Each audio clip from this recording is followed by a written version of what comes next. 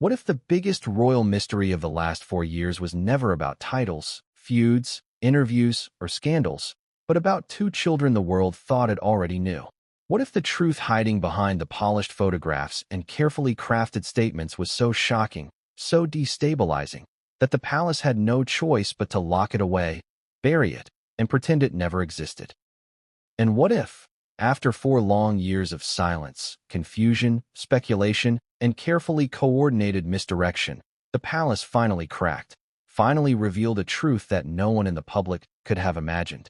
A truth that didn't just rewrite the story of Archie and Lillibet, but rewrote the story of everything that came after. Ask yourself something before we go any further. How many times have you sensed that something about their births just didn't add up? Not in a conspiratorial way, not in a fan fiction way, but in that quiet, nagging way where your intuition keeps whispering, something is off, something is missing, something doesn't line up, something has been hidden right in front of you. Before we continue, please hit the like button, subscribe to the channel, and turn on the notification bell for updates. Because today, that missing something finally surfaces, or at least a version of it the palace can no longer deny. Now picture this. An unnamed staff member, late at night, sitting alone in the palace's internal records room. It's quiet, too quiet. A chill hangs in the air. They're not supposed to be here, not at this hour. But the instruction was clear, precise, urgent. Retrieve the sealed envelope. The envelope that has been sitting untouched, intentionally untouched, for years. The envelope that was created in the chaotic days following Archie's birth, then updated again shortly after Lillibet arrived, and then locked away. Completely off limits. Classified at the highest level. Only a handful of people ever knew of its existence. Even fewer actually knew what was inside. And now, after 4 years, after tensions, accusations, departures, media wars, and whispered conversations behind closed doors, someone finally said, "It's time." Why now? Why after so long? The palace doesn't open sealed files unless something forces their hand. Pressure, crisis, leverage, a threat, or perhaps something even more uncomfortable, the truth becoming too big to contain. And yet the moment that envelope was opened, the moment those pages were finally exposed to the fluorescent light of that record room, everything shifted. Everyone who saw those documents knew instantly. This was not something the public would accept easily. This was not something the media would handle responsibly. This was not something the royal family had any strategy prepared for. Because what those papers suggested, what they strongly implied, was that Archie and Lillibet's origins were not what the world had been told. Not even close. But before we dive into the heart of this revelation, let's ask another question. Why were these secrets necessary in the first place? What could possibly force one of the most powerful institutions in Europe to conceal, redact, and obscure information about two innocent children? What could push a palace known for tradition, protocol, and precision into a tangled web of incomplete timelines, vague explanations, inconsistencies, and strategic silence? Think about it. Royal births are usually orchestrated with military-level precision. Photographers, doctors, witnesses, official statements. Everything documented, everything recorded. And yet, in this particular case, the story was full of odd gaps, strange timing, and information that never quite aligned. You remember it. Everyone remembers it. The secrecy, the confusion, the last-minute announcements, the location changes, the unclear medical details, the conflicting statements, the press being told one thing while the public was shown another. It wasn't just a mistake. It wasn't just an oversight. It was a pattern that, at the time, people tried to explain away. Privacy, new parents, tension with the media, a modernized approach. Convenient answers that were acceptable enough to keep most people satisfied. But not everyone was satisfied. Because the deeper you looked, the more the narrative wobbled. And the more you questioned, the more the palace tightened its grip. And the more the palace tightened its grip, the more it became clear that something very fragile, something very delicate, was being protected. So what was it?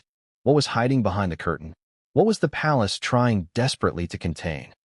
Let's step back for a moment and consider something very simple but very powerful: identity. In the royal family, identity is everything. It determines titles.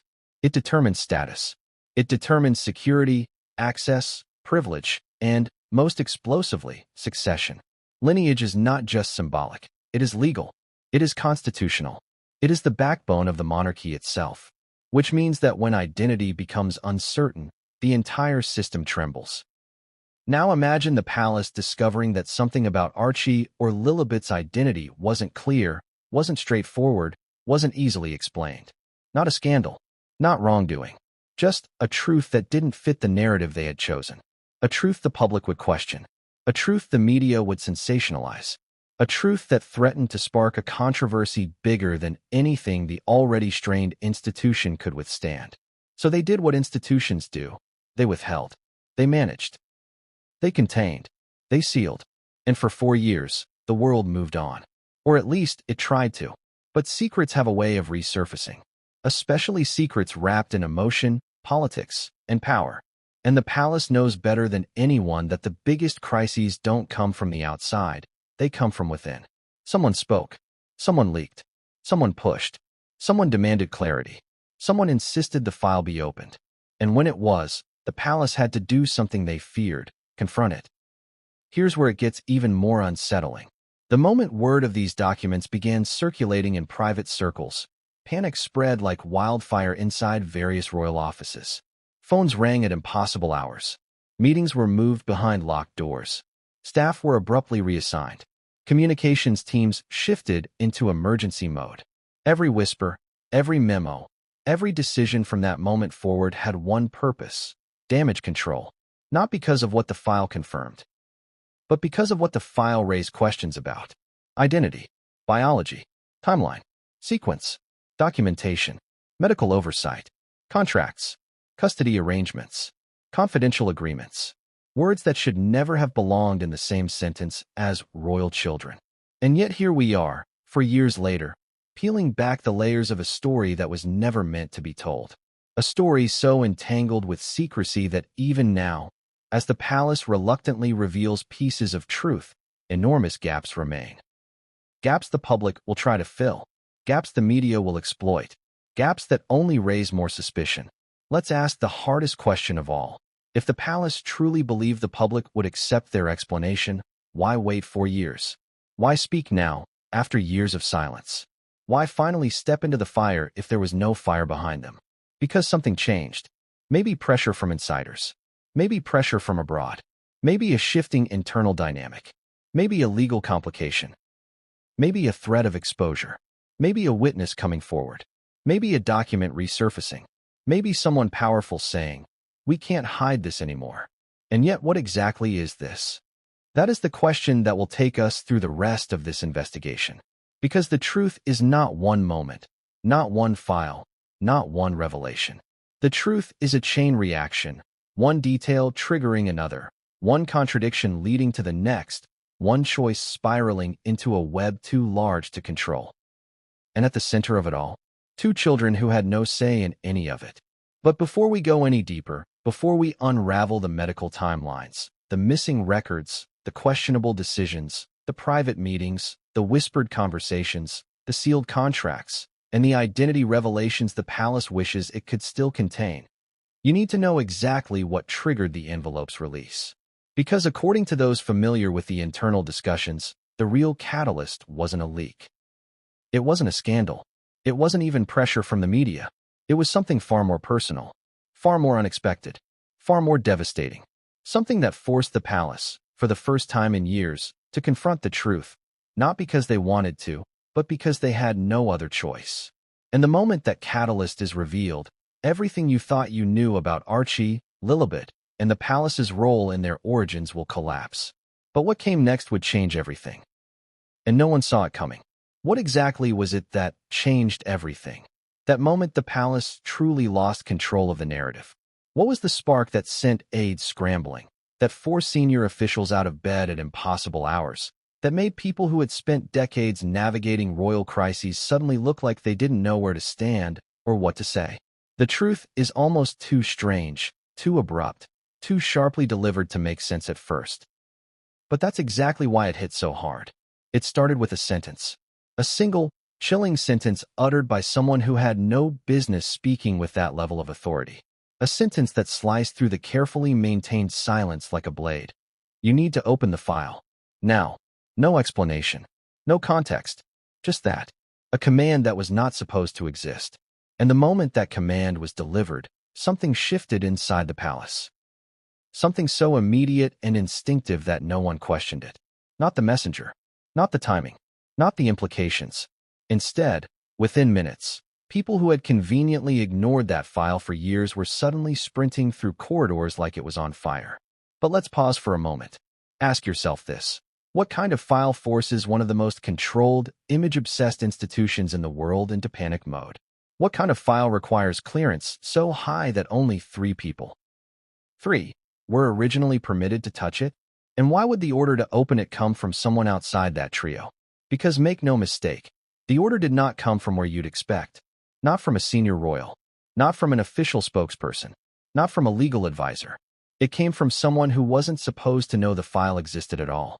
And that was the first sign that something was deeply wrong. Picture the scene. It's nearly midnight. A staff member makes their way down a narrow back hallway of the palace. One of those hallways tourists never get to see. The lights flicker in that way old buildings do, casting shadows that make even familiar spaces feel strange and uneasy. They reach a reinforced door, guarded not by the traditional ceremonial look you'd expect, but by a system far more modern, far more discreet, far more secure. A biometric lock, a triple authentication requirement. A sign that says nothing but means everything. This is where the sensitive things live. Inside the room, the temperature drops. Not metaphorically, literally. It's kept cool to preserve documents no one wants to admit are centuries old. Documents that hold truths, scandals, confessions, secrets, some so explosive the monarchy would crumble if they ever saw daylight. But the staff member isn't here for ancient history today. They're here for something new, something recent, something that shouldn't exist among relics. They move past boxes marked with years of political upheaval, past binders that hold handwritten letters from monarchs long gone, past envelopes sealed with wax so old it's practically fossilized. And then they stop. In the far corner, on a shelf that looks too clean, too undisturbed, too intentionally avoided, sits a single beige envelope. Crisp edges. No dust. No markings except the date. The date that changed everything.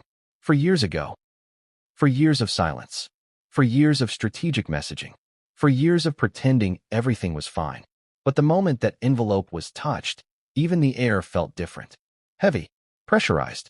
Like it knew it shouldn't be disturbed. Here's where the contradictions begin. First contradiction. The envelope shouldn't have been there. According to internal logs. Yes, internal logs exist for every high-level document. This file was supposed to have been transferred to an off-site archive for long-term storage. But it wasn't. Someone intercepted it. Someone kept it close. Someone wanted quick access, just in case. Second contradiction. The file was originally created for record-keeping purposes, according to paperwork.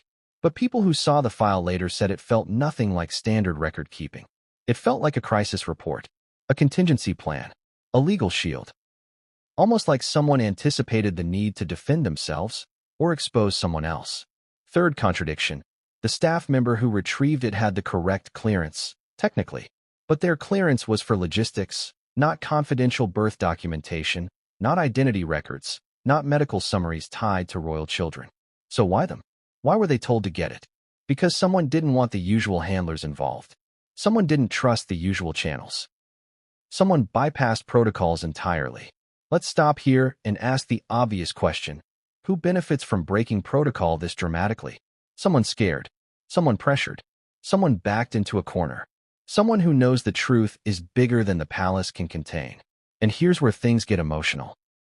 Because once that envelope left the archive room, once it traveled through the hallways and into the hands of senior officials sitting stiffly around a long mahogany table, everyone present had the same instinct.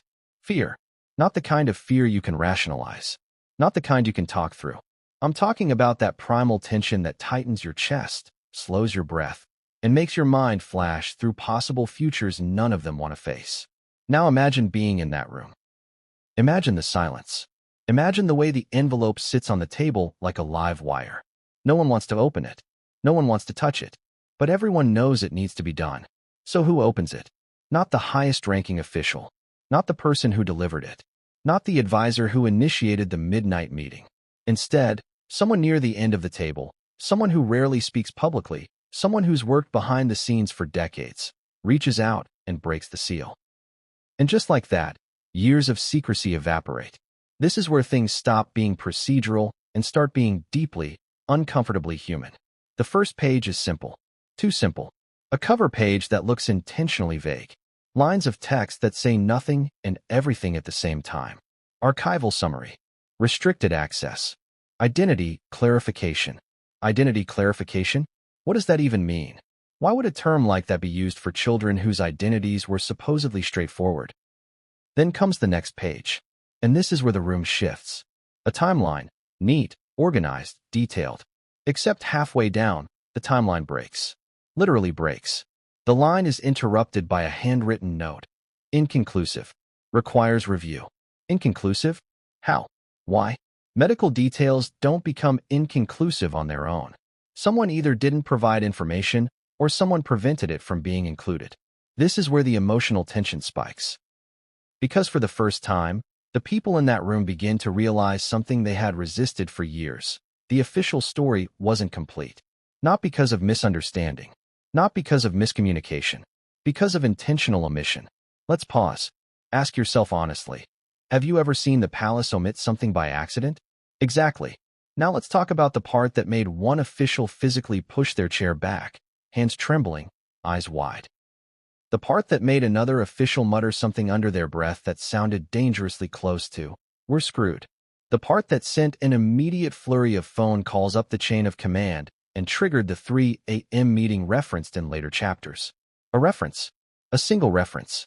An offhand line pointing to another document. One that wasn't attached. One that wasn't included. One that wasn't in the building. And that document?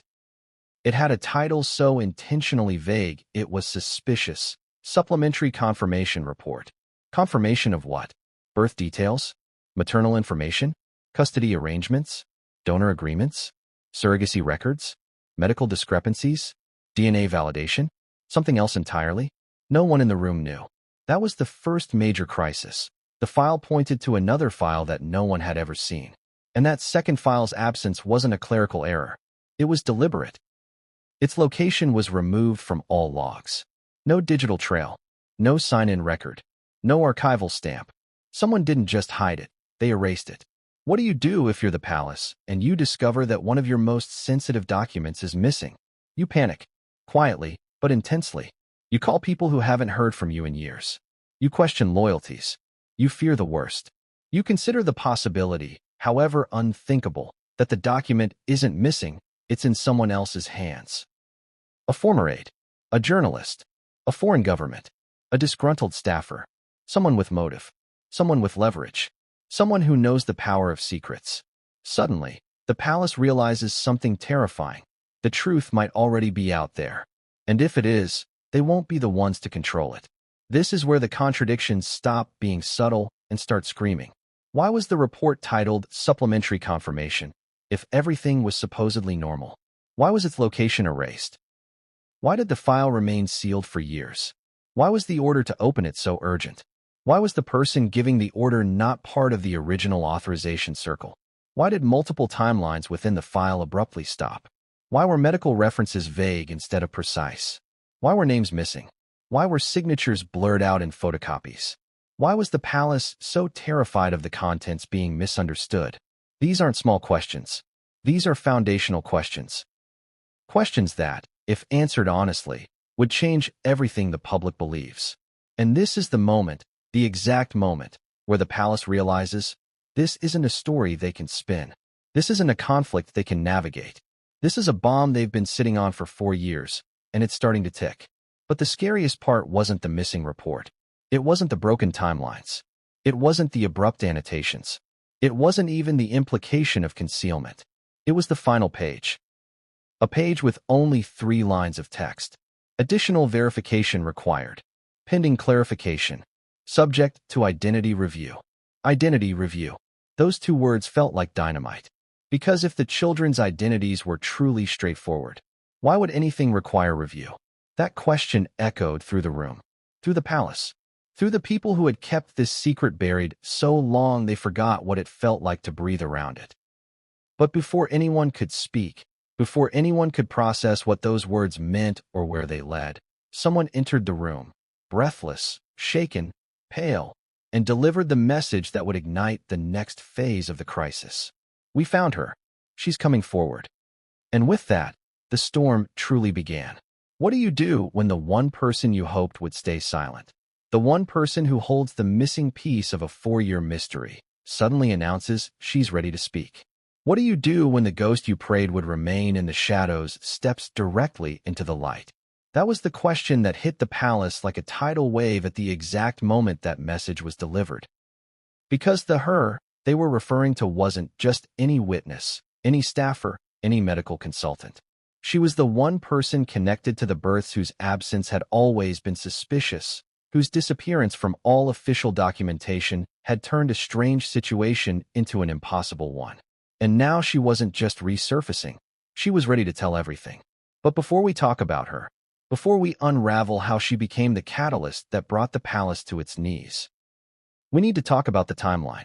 Because nothing, absolutely nothing, makes sense without understanding how badly the timeline fractured, how deeply the dates contradicted each other, how the clean, controlled story the palace fed to the public fell apart the moment anyone compared what was said publicly to what was recorded privately. So let's begin with this mini hook, because it's the heart of everything that follows. How can a birth timeline be so inconsistent that even the palace's own documents don't agree with each other? Let's go back 4 years. Back to the moment when the world waited for confirmation that the newest royal baby had arrived. Back to the tense hours of confusion, speculation, delayed announcements, conflicting statements, and a silence that felt more like panic than privacy. Do you remember that strange sequence? The palace announcing one thing, then retracting it, then rephrasing it, then acting like nothing happened? Do you remember how the timeline felt off? As if something didn't quite click? Most people dismissed it as media miscommunication. But inside the palace, those discrepancies set off alarms that never truly stopped ringing. Here's the truth no one was ever supposed to see. There were 3 timelines. Not 1, not 2, 3, and none of them matched each other. Let's break them down. The fictional internal accounts the palace tried desperately to align. Timeline A, the official public narrative. This is the one the world heard first. It was polished, sanitized, simple. A gentle story of a peaceful birth, a proud new father, a glowing new mother. No details, no witnesses, no medical specifics. It was vague enough to avoid scrutiny, but concrete enough to satisfy casual curiosity. Except it didn't satisfy everyone, because the dates were too clean. The sequence too convenient. It felt scripted, and people noticed. Timeline B, the internal medical summary. This was the one buried in the sealed envelope. This one had dates, times, locations, signatures, or it was supposed to. Instead, it had long blank lines, missing entries, sections marked pending, notes scribbled in margins. One section literally had a stamp that read, "In review," dated weeks after the supposed birth. How is that possible? Why would anything need to be reviewed weeks later? Timeline C, the witness log. And this is where everything falls apart. Because the witness log contradicts both earlier timelines. Key medical personnel listed in the log had already reported being in different locations at those times. Some were out of the country. Some were off duty. One had officially retired just days before the supposed birth. And yet their names remained on the log. Not because they were present, but because someone needed them to be. So ask yourself, who writes a witness log with witnesses who weren't even there? And more importantly, why? This is where the contradictions stop being mistakes and start being strategy. But the palace didn't expect anyone to compare these 3 timelines. The public wasn't supposed to see the discrepancies. And for a while, no one did.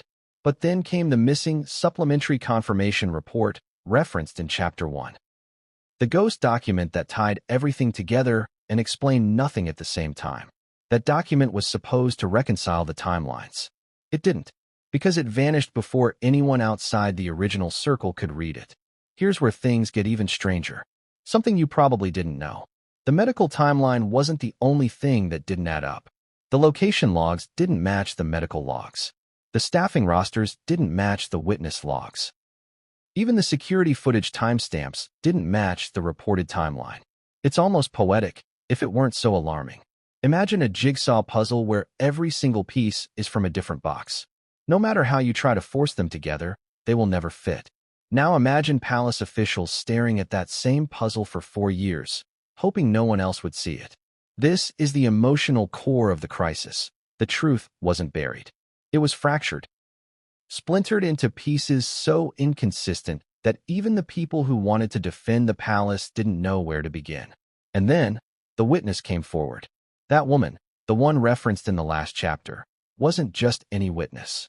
She was a medical professional, someone the palace relied on, someone there at key moments, or supposed to be, someone whose name appeared in the sealed file but had been abruptly removed from public-facing documentation after the births. She vanished the same week the palace issued its first confusing statement. Coincidence? The palace hoped so. But she didn't vanish entirely. She watched. She waited. She kept records. She kept notes. She kept everything. And when she contacted an intermediary, someone the palace trusted enough to take seriously, she said 6 words that sent shockwaves through every office in the building. The timeline they released is impossible. Impossible. Not inaccurate. Not incomplete. Impossible. There is something terrifying about that word. Something final. Something irreversible. Something that changes everything that comes after it. Because if the timeline is impossible, then the story is impossible.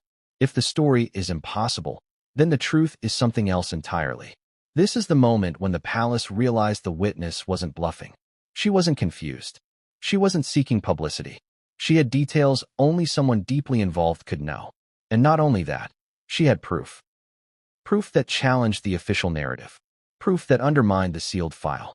Proof that threatened to expose the missing supplementary confirmation report. Proof that suggested someone had manipulated the documents.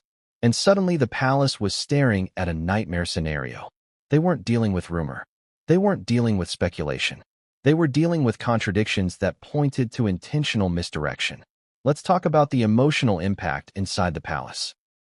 Not the public-facing calm, the real internal chaos. Because people inside were not cool, composed, or strategic. They were shaken. They were unsteady. They were afraid. One aide reportedly asked, "Are we dealing with a cover-up?" Another whispered, "Will this hit succession?" Someone else hissed, "If this gets out, everything changes." Everything. That word kept repeating. Everything. Because identity is everything. Timeline is everything. Documentation is everything. And the palace's documentation had just been declared impossible. Now imagine the witness arriving for her closed-door meeting. Imagine her sitting across from people who once outranked her in every possible way, now staring at her like she holds the detonator to a bomb everyone forgot existed. She opens a folder, lays down her own records, and calmly says, "These are the real dates." Silence. Then shock. Then confusion. Then denial. Then fear. Then something even deeper, realization. Because her timeline wasn't just different, it was complete.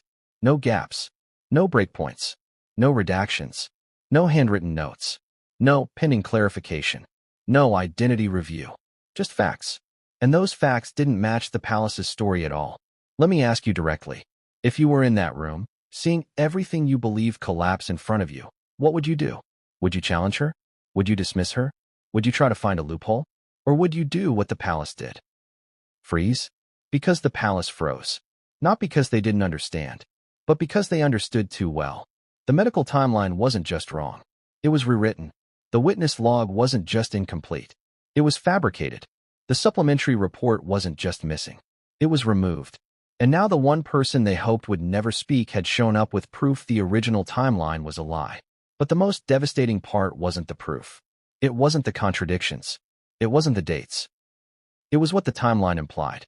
Because once the palace reconciled her records with their own, only one conclusion remained possible.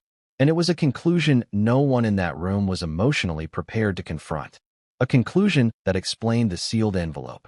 A conclusion that explained the missing report. A conclusion that explained the identity review. A conclusion that explained everything they worked to conceal for 4 years. a conclusion that would unravel the entire story. But they wouldn't confront it yet. Not that night. Not until the next piece surfaced. Because as the meeting came to a close, the witness placed one more item on the table. A small, unmarked USB drive. And she said, "This proves it." What was on that drive would shake the palace even more violently than the impossible timeline. And no one saw it coming. What exactly could be on a USB drive that causes seasoned palace officials, people trained to remain calm in the face of crisis, scandal, and global scrutiny, to lose the color in their faces? What kind of evidence could make one advisor sink into their chair, another grip the table with white-knuckled tension, and a third quietly whisper, "We're finished"? Because that's exactly what happened the moment the witness placed that anonymous little drive on the polished mahogany table. It wasn't labeled.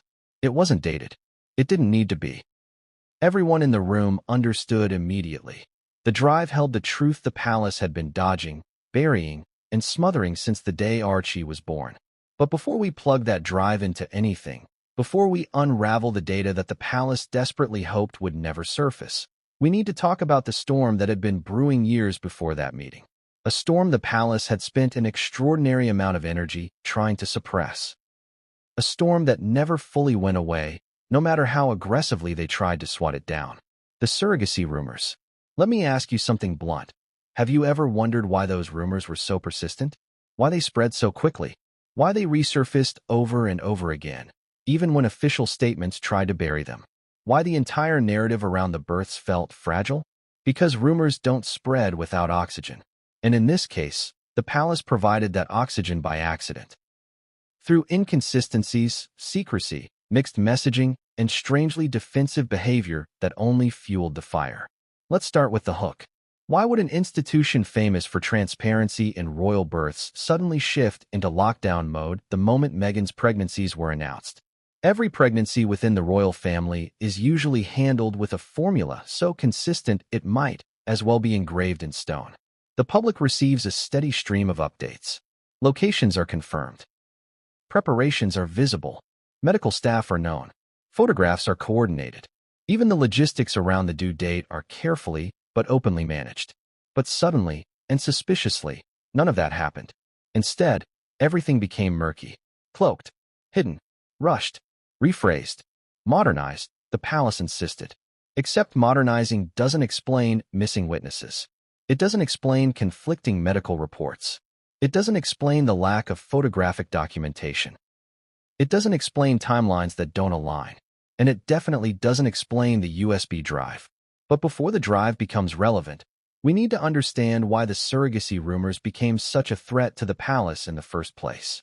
Because the truth isn't that the rumors existed. The truth is that the palace's behavior made them believable.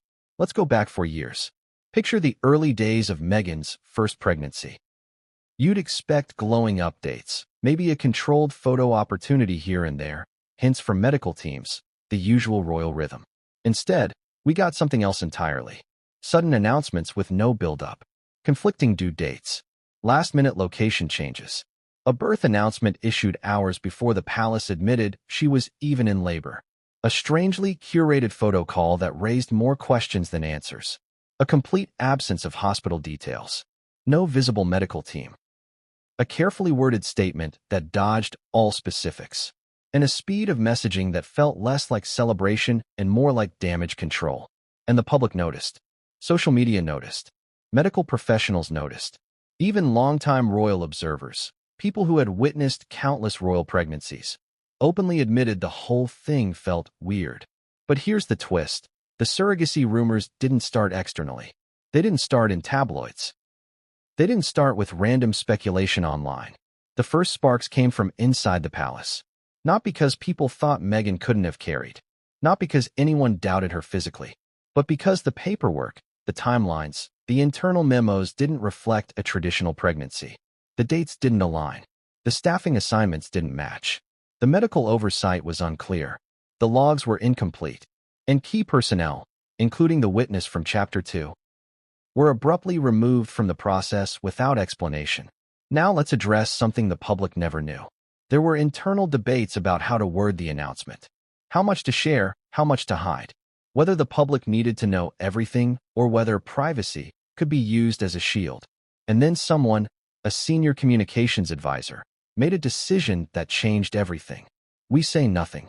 We give nothing. We control every detail.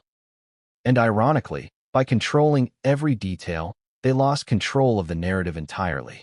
Because secrecy doesn't reassure people. It provokes them. It invites questions. It breeds suspicion. It creates pressure. And that pressure only intensified when the second pregnancy followed the exact same irregular pattern. Now imagine being inside the palace. Imagine the whispers, the tension, the overcorrection, the staff who noticed contradictions they weren't supposed to notice. The advisors who quietly asked, "Are we being told the full story?" The aides who were instructed to stay silent or risk termination. The files that were sealed, redacted, or removed. Then came the turning point, the moment when the surrogacy rumors truly became dangerous. Not because the rumors were spreading, but because new inconsistencies appeared.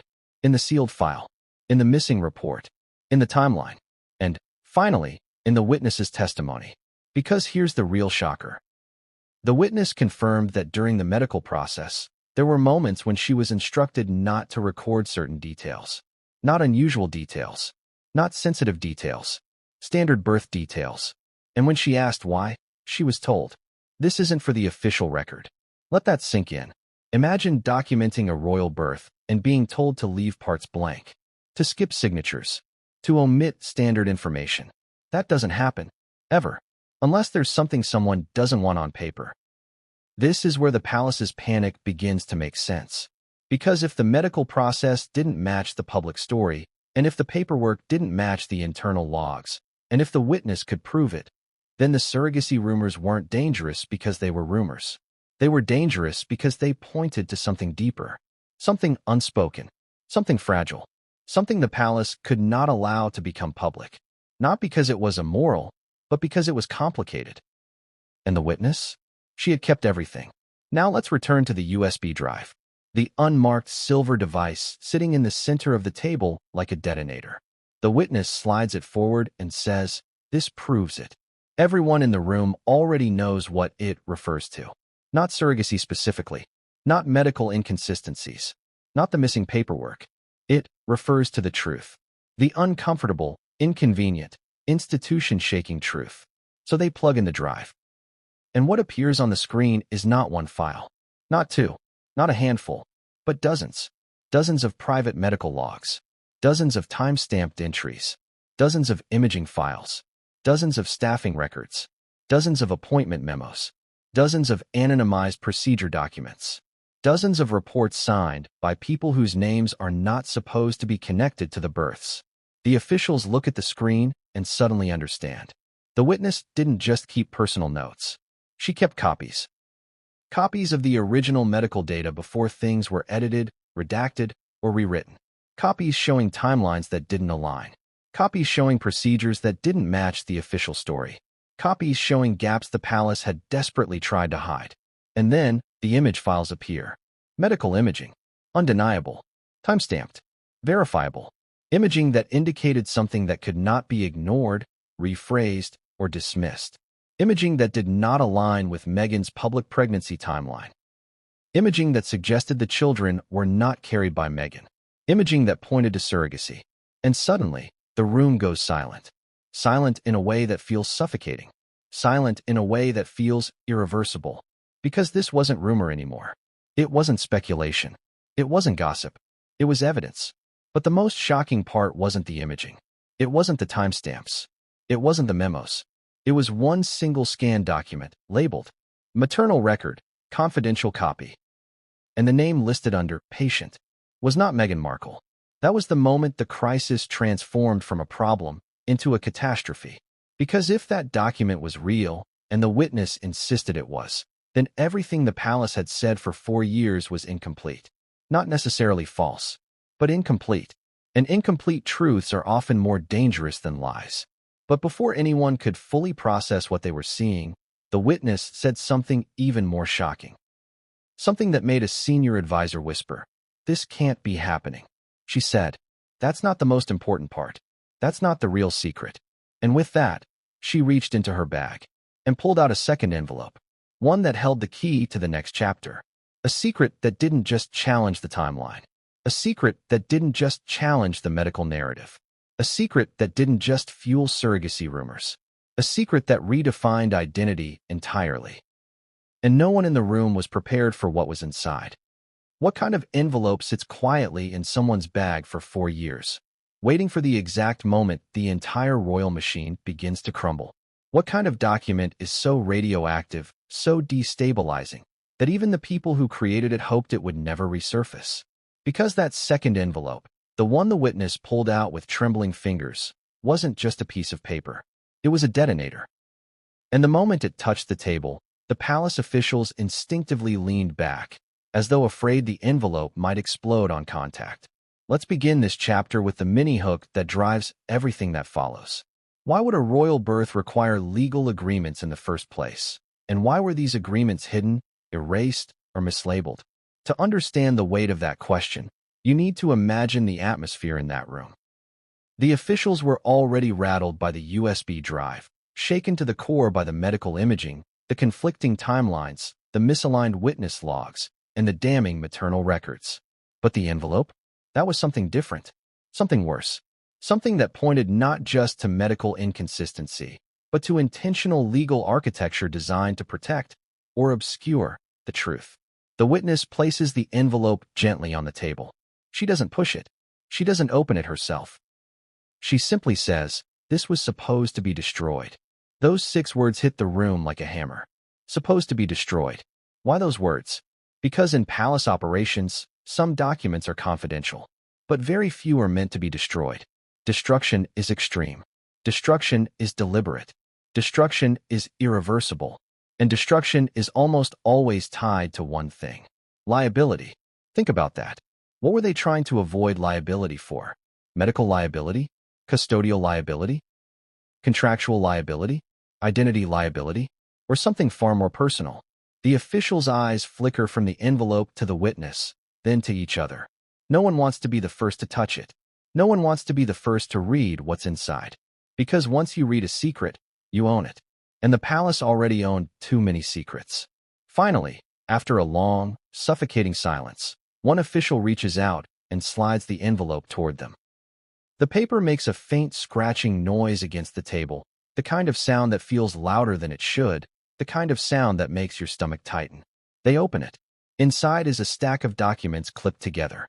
Not medical, not logistical, legal. Contracts. But not just any contracts. They're structured in a way no one in the room has ever seen before. The formatting is unusual.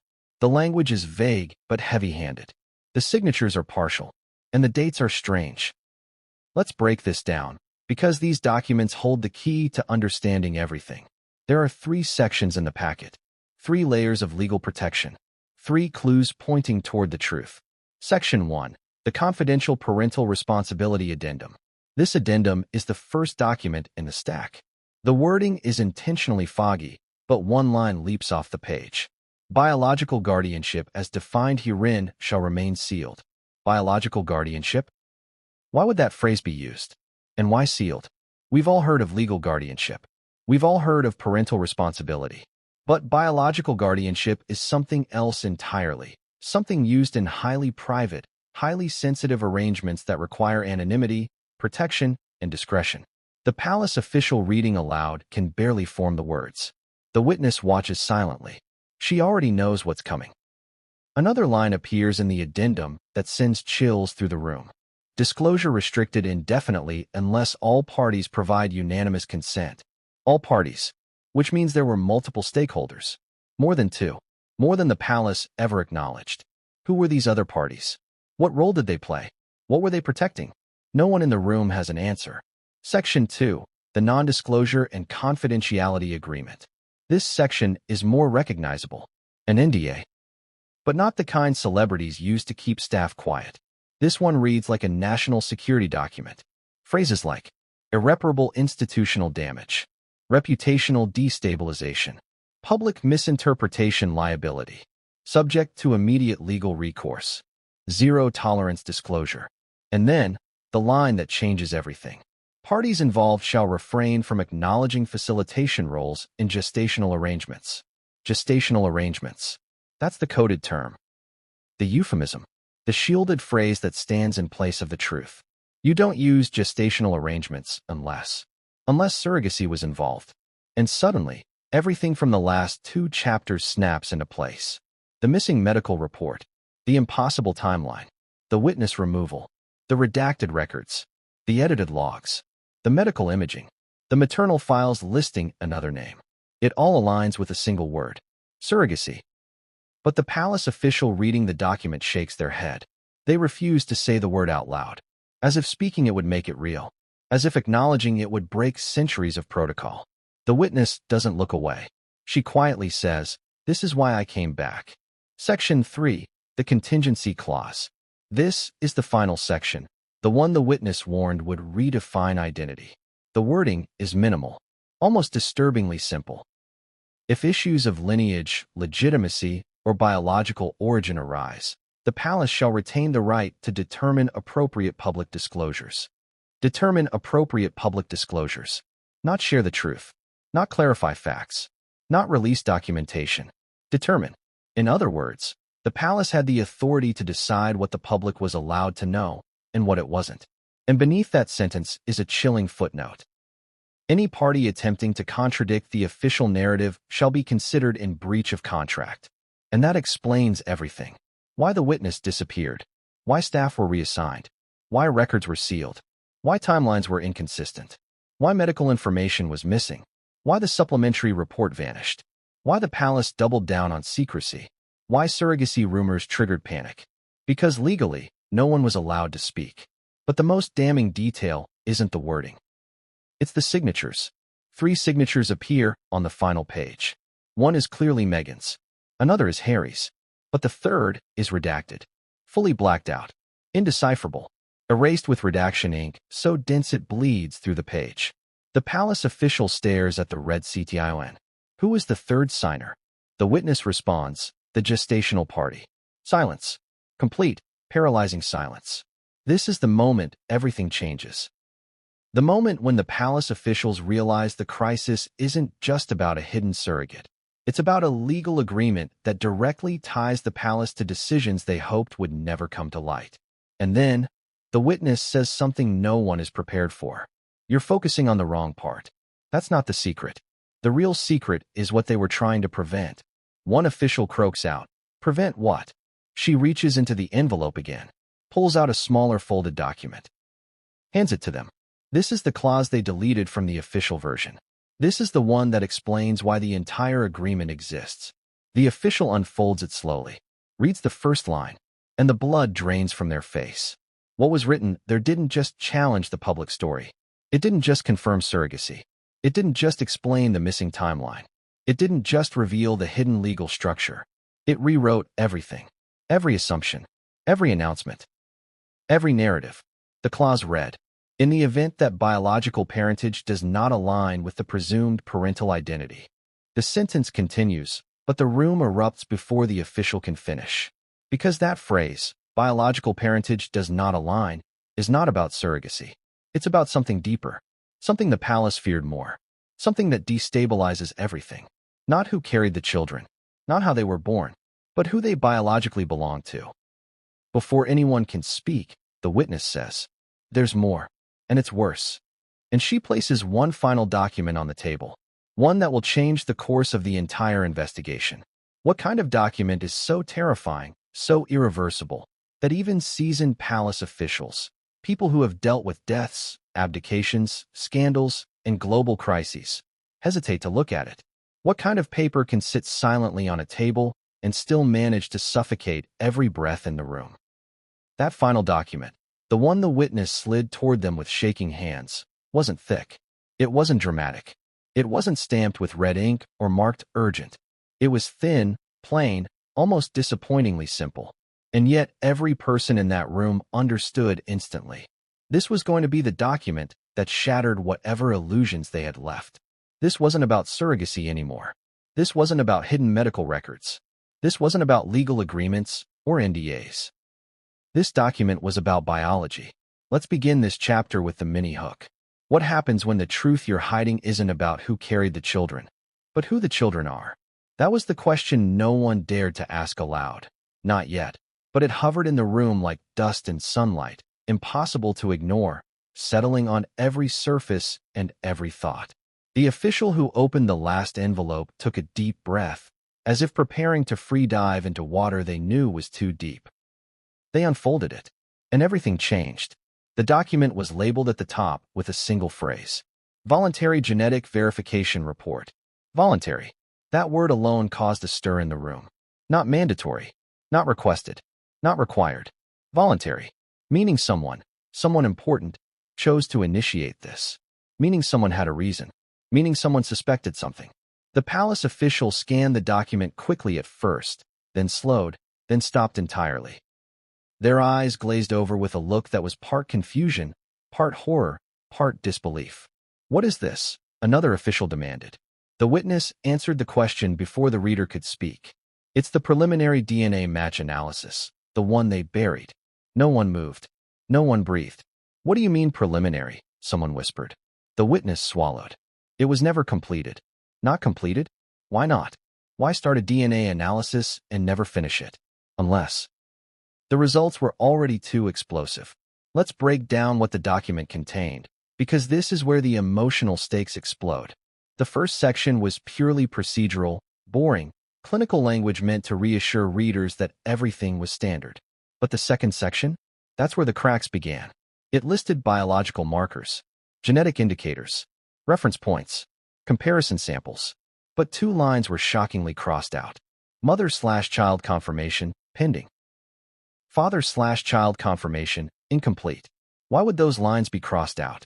Why mark them as pending or incomplete in a document that was supposedly meant to provide verification? Unless the results didn't match the expected outcomes. Unless the presumed parental identities didn't align. Unless someone panicked when they saw the preliminary findings. The official finally spoke, voice barely audible. Why was this conducted in the first place? That was the question everyone had been tiptoeing around. Because the palace didn't conduct DNA tests randomly. They didn't do it just in case. There had to be a triggering event. And the witness, whose composure had been unwavering until now, looked down at her hands. Because there were inconsistencies. What inconsistencies? Another official demanded. She took a breath. Medical inconsistencies. Blood markers that didn't match expected maternal data. Indicators suggesting external gestational involvement. And once the doctors realized the maternal signatures didn't align with Meghan's known profile, she paused. They needed to confirm. Silence exploded in the room. Heavy, crushing, suffocating. Someone finally whispered, "This is impossible." But it wasn't. It was right there on paper. Here's the twist that detonated the emotional core of everyone present. The DNA report didn't just question maternal identity. It didn't just raise doubts. It pointed to a possibility far more complicated than surrogacy. Because the biological markers, according to the preliminary analysis, did not match a single expected profile. Not Meghan, not Harry, not anyone on file. Who provided the comparison samples? An advisor croaked. The witness answered without hesitation. Harry's DNA was used. Meghan's was used. And the sample from the gestational carrier. Then why does nothing match? Someone whispered. The witness delivered the blow the palace had feared for years. Because something was wrong with the initial sample source. What? Several officials snapped at once. She slid another small note forward, one handwritten by a medical team member 4 years earlier. It said, "Chain of custody compromised." Those 4 words detonated the room harder than the DNA report itself. Chain of custody compromised, meaning the DNA samples may not have been handled correctly, meaning someone interfered, meaning someone switched, altered, misplaced, or manipulated biological data. And if that happened, then the preliminary mismatch results weren't a genetic truth. They were an administrative nightmare. A mix-up? A mistake? A substitution? A sabotage? Or something intentional? The palace didn't know. The witness didn't know. No one knew. And this is where the story pivots again. Because everyone in the room suddenly realized the same horrifying thing. If the chain of custody was compromised, if the initial DNA samples were unreliable, then the entire verification process was useless. And if the verification process was useless, then the palace had no proof, no clarity, no closure, No certainty about anything. Not about surrogacy. Not about genetics. Not about biological identity. Not about lineage. Not about succession. It was all in limbo. And limbo is dangerous, especially for a monarchy built on bloodlines. But there was something worse. Something the officials hadn't reached yet. Something at the bottom of the report. A final line written in crisp, emotionless bureaucratic language. Recommendation: full independent DNA confirmation required. Independent, meaning outside the palace, meaning outside royal control, meaning external labs, external professionals, external oversight, meaning this could not be contained. Someone slammed their palm on the table. This cannot go public. Another shook their head. If this gets out, there will be chaos. Another whispered, this changes everything we've said for 4 years. Another said quietly, this changes everything we believed for 4 years. And then, just when the room reached peak panic, the witness delivered one more blow. That's not the end of it. The officials froze. There was another sample requested, she said. Another sample? From who? She looked each person in the eye before answering. The palace requested a DNA sample from a fourth party. The tension in the room snapped so sharply it practically echoed. A fourth party? A fourth potential biological connection? Who? Why? How? What was the reason? What did they suspect? No one in the room had an answer, but the witness did. She reached into her folder, pulled out a photocopy, and slid it across the table. A single question was printed at the top. Request approval for comparative analysis with Subject X. Subject X. A coded identity. A protected identity. An identity unknown to most of the palace. An identity tied to the one scenario officials had hoped they would never have to confront. The possibility that one or both children may share biological connection with someone outside the presumed parental structure. In plain language, a potential alternative biological father, or alternative biological donor, or alternative lineage. And no one in that room was prepared for that possibility. A hush fell over the room, so deep it felt like the building itself was holding its breath. Subject X. The question no one dared ask. Who was Subject X? Before anyone could gather the courage to speak, the witness gave the answer. They never completed the match. Why not? An official whispered. Because Subject X withdrew cooperation, she said softly. Withdrew why? The witness stared at the floor. Because Subject X died. The room imploded in shock. Gasps. Whispers. Denials. A frantic shuffle of papers. A wave of fear thicker than anything they had felt before. Because if Subject X was dead, then the truth might be buried with him. Unless someone saved the last piece of evidence. And the witness, trembling now, placed one final item on the table. A sealed medical bag. What's in it? An advisor demanded. She answered with a single line. Subject X left a final sample before he died. And that sample would change everything. The moment the witness spoke those words, the temperature in the room seemed to drop several degrees. You could almost feel the air shift, dense, heavy, thick with a fear no one dared verbalize. Because a dead man leaving behind a DNA sample isn't normal. It isn't routine. It isn't part of a palace birth record. It isn't part of any birth record. It is, instead, the kind of thing that rewrites an entire story from scratch. Let's begin with the mini-hook that drives this chapter. What if the truth about Archie's birth has nothing to do with who the public celebrated, and everything to do with a woman the palace erased? That's the question no one wanted to ask. Not 4 years ago. Not 3. Not 2. Not even last week. But here, in this room thick with shock and dread, someone finally whispered the words everyone else was too afraid to say. If Subject X left a final sample, then what were they trying to confirm? And immediately, every eye turned to the witness. She didn't rush. She didn't flinch. She just opened the sealed medical pouch she'd placed on the table. Inside was a container. A small tube. One the palace never expected to see again. This, she said quietly, is the final piece of Archie's original verification file. That sentence hit like a detonator. Original, meaning there was an entire version of Archie's verification story that the palace buried. Meaning the public version was only the cover layer. Meaning the people sitting in the room had never been shown the truth. Tell us everything, one official demanded. Not politely, not calmly, but with the desperate edge of someone who sees the ground crumbling beneath them. The witness took a breath. And then she told them. It started years before Archie was born, before any pregnancy announcement, before any speculation. It started with a woman the palace never intended to become part of history. A woman whose name was intentionally erased from every public record. A woman who carried Archie. Yes, carried. This is where the chapter twists sharply. Because until this moment, the officials believed they were dealing with surrogacy as a possibility.